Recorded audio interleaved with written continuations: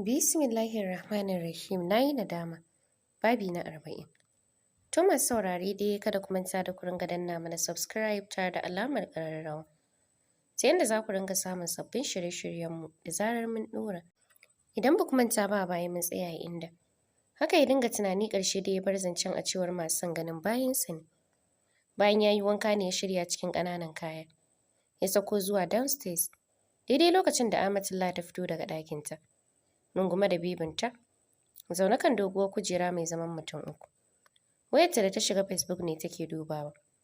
Ta ga Munir ya yi accepting friend request da ta tura masa. Shi bai san wace ba, don foton bibi ya gani a profile ɗinta. Pictures ɗinsa take ta kallo yana tuna mata da iyayenta. Saboda yadda yake yawan zuwa da yadda abban take son sa. Ajmal ya ƙaraso wajen ta bayan ta ya tsaya. Wayar ya zuba a idanu don ganin me take kallo. Hoton Munir da ya gani ne ya saka shi jin wani iri a tare da shi. Kenan dama da gaske shi ne saurayin nata, wanda abban ta yi wa alƙawarin aura masa? Kamar yadda ya faɗa masa a bakin gate, gashi tana kallon hotonsa, ta yi zurfi a tunaninsa kenan. Kenan tana son sa? Amma gashi na saka an kore shi. Dole ne ma tun da bai zo da iyayenta ko wani nata ba, ba na da tabbacin ingancinsa da zan ɗauki Amatullah na danƙa masa. Sai dai yanzu lokaci ya zo da zan je na damƙa ta a hannun iyayenta. Don idan ya koma zai sanar da su inda take, dole su biyo bayanta. Ita kuma Amatullah duk da idanunta na kan waya, kamar yadda yake kallo, amma gaba ɗaya hankalinta na kan iyayenta ne, su take tunani. Ba wai hoton Munir take kallo ba. Zagayowa ya zauna gefenta. Duk bata sani ba ta yi zurfi cikin tunanin da take yi. Hannunsa ya kai yana shafa kan Abdallah, da ke a saman cinyarta. Sai a lokacin da ta ji kamar motsi ne ta kalli Abdallah da sauri. Sai ta yi tozali da hannun Ajman da ke shafa kan yaron. Hannun ta zuba a ido tana kallon zarazaran dogayen baƙin gashin da suke kwance lif a farar fatarsa. Gaba ɗaya idanunta ya koma ga hannayensa kasancewar rigar da ya sanya.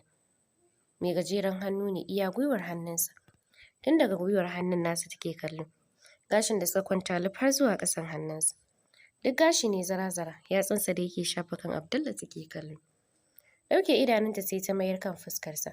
Sai ta ga yaron kawai yake kallo, amma fuskarsa ba walwala. Kamar akwai abin da ke damunsa. Sanin ba tambayarsa za ta yi ba, kuma ba faɗa mata zai yi ba. Zai sa ta yi shiru ba ta ce komai ba. Wayarsa ce ta yi ƙara ya duba yana murmushi ya ɗauka. Ta da sai da fuskar wayar a fuskarsa.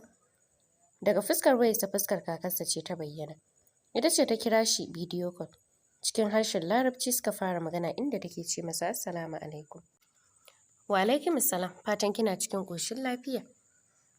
Bata amsa masa ba ta fara yi masa ƙorafin cewa tunda ya zo Najeriya wannan karan ya daɗe bai waiwayi can ƙasar Qatar ba, wato ko ya manta da ita ne. Murmushi ya yi tare da cewa ba haka bane, tunda na da hankalina bai kwanta ba a wancan lokacin ne. Yanzu kuma hankalina ya kwanta musamman idan na kalli Abdallah. Ina jin yaron har cikin zuciyata. Ina son sa sosai tun ranar da na gane cewa ni ne ubansa. Ba na son na yi nisa da shi ne duk inda nake hankalina yana kansa. Ya yi maganar yana saita wayar yadda dukkan su kakarsa za ta kalle sa har Amatullah da Abdallah. Farin ciki ne ya lullube Umma. Ji take ina ma a ce mata da miji ne da ɗansa a haka. Gashi sun dace da junansu sosai. Murmushi ta yi tare da cewa ina ma a ce kai da ita miji da mata ne.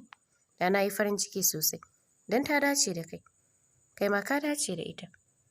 Son Umman ba ta yi tunanin cewa Amatullah na jin Larabci. Da haka sai ta juya harshen zuwa Turanci, inda take cewa barka da yamma ya kike. Amatullah ta gaishe ta. Bayan sun gama gaisawa ta juya yare zuwa Larabci, inda ta ci gaba da cewa Ajmal, ya kamata ka aure ta cikin rufin asiri ku reni ɗan da Allah ya baku. Gajeren murmushi ya tare da cewa tun kwanakin baya na yi tunanin haka har na mata magana, amma sai ta nuna bata amince ba.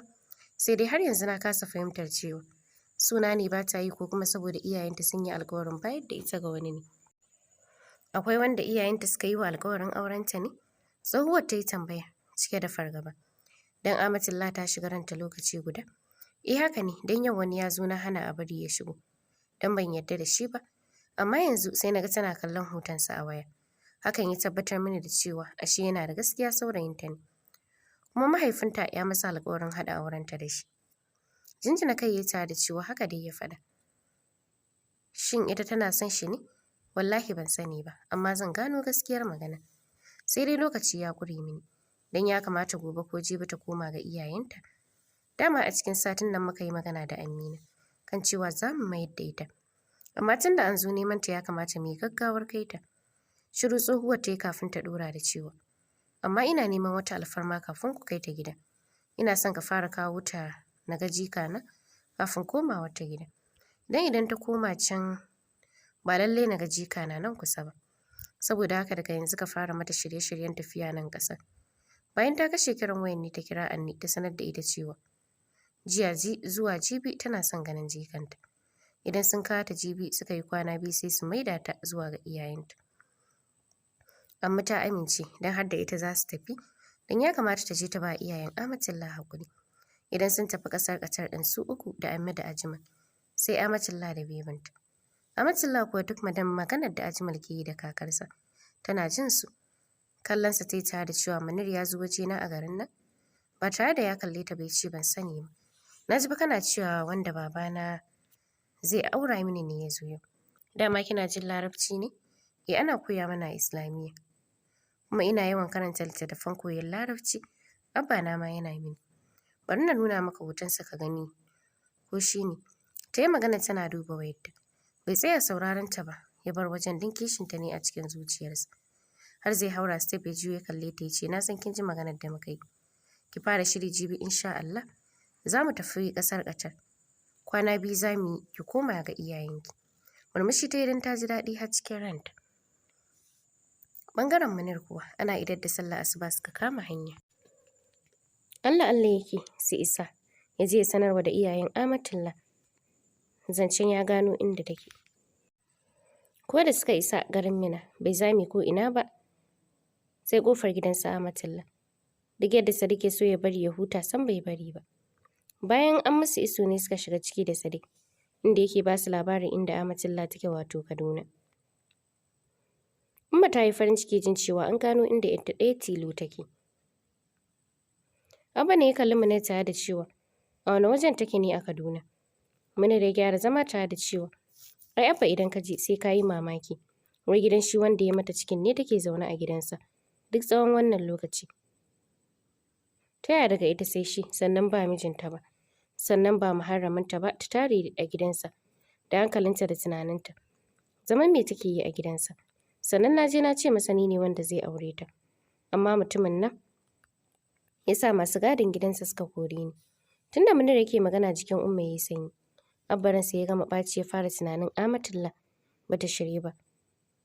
Ba amfanin su dinga tunaninta da damuwa da ita. Su cire ta kawai shi ya fi sauƙi. Sadiq da ke zaune gefen Munir ne ya lura da yanayin iyayen Amatullah. Da haka sai ya ɗan tokar Munir. Alamar ya isa haka nan. Shi kuma Munir ya ci gaba da maganar da yake yi. Wanda ganin haka ya sa Sadiq saurin cewa, yanzu maganar ta isa haka nan. Yanzu alhamdulillah tunda har mun san inda take komai mai sauƙi ne. Abba ne ya kalli Sadiq ya ce, ba amfanin zuwa inda take tunda har bata san tawaye gida ba. Domin yadda ta iya zuwa ta tare a gidansa a matsayin wace ce, matarsa, ƙanwarsa ko 'yarsa. Abba, kada ka kawo wannan tunanin a zuciyarka. Domin kuwa ba a yadda na ji labarin cewa korar ta kai ta tafi. Ina ganin yanzu tsoro da fargaban sake dawowa take yi. Saboda bata san me zai ji ya dawo ba. Amma na tabbatar da ta san cewa kun yafe mata. Da ta dawo. Yanzu tun da shi wanda take zaune a gidansa ya hana a ganta. Na tabbatar idan ku ne da kanku kuka je. Bai sai ya hana ku ganin 'yarku ba. Umma ce ta yi saurin cewa ni ma tunanin da nake kenan. Amatullah ta ba za ta tare a gidan saurayi daga shi sai ita ba. Haka kawai ba. Kafin ta karasa maganar da za ta yi ne sai Abba ya dakatar da ita ta hanyar cewa, dama ke baki ganin laifinta. Duk abin da ta yi ƙoƙarin kare take yi. Goge hawayen fuskar ta yi tare da cewa, ba haka bane Abban Amatullah. Ni dai dan Allah ka je ka dawo mini da 'yata gida. Za mu ji komai daga bakinta. Shiru ne ya biyo baya, ba wanda ya sake yin magana. Kafin Abba ya kalli Munir ya ce, zuwa jibi sai mu tafi can garin da take.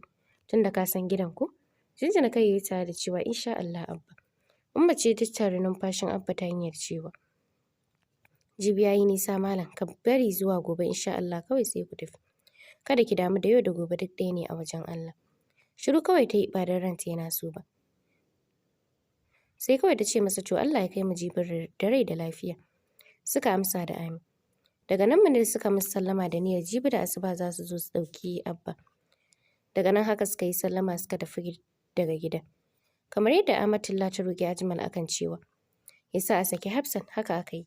Don Ajmal ya sa an saki Hafsat daga ofishin 'yan sanda. Wanda daga baya kuma Ajmal ya yi wani tunani. Inda aka saki Hafsat, to ina makamar inda kuɗinka? Don shi Hafsat ce ta saka shi yin aiki. Ita yi wa aiki don umarnin ta bi. Da haka Ajmal ma ya saka aka saki inda kuɗinka. Washe gari duk wani shirye-shiryen tafiya ƙasar Qatar an kammala wa Amatullah. Zuciyar ta fari tas, ba komai ne ya saka ta farin ciki ba. Sai komawa da za ta yi gida. Don ko ba komai idan ya kasance ga ta ga ummanta ma kaɗai ya ishe ta farin ciki. Ana gobe za ta tafi ne ta kira Saliha da Madina ta sanar da su. Sun taya ta murnar komawa ta ga iyayenta, inda suka ce za su zo su yi mata lalle da kitso.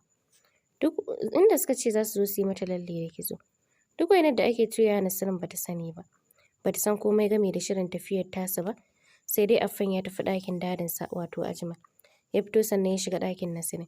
Tana zaune ta yi tagumi tana tunanin maganganun da ƙawarta Farida take yawan faɗa mata. Kan cewa ta cire wannan kishin na hauka da jahilci da ke damunta. Ta rungumi mijinta, ko hankalinsa ya karkato kanta. Tana tsaka da wannan tunanin ne, sai Affan ya shigo ɗakin nata a guje. Jikinta ya faɗa yana cewa, Mom, wai dadi je ya tafiya da Ammi.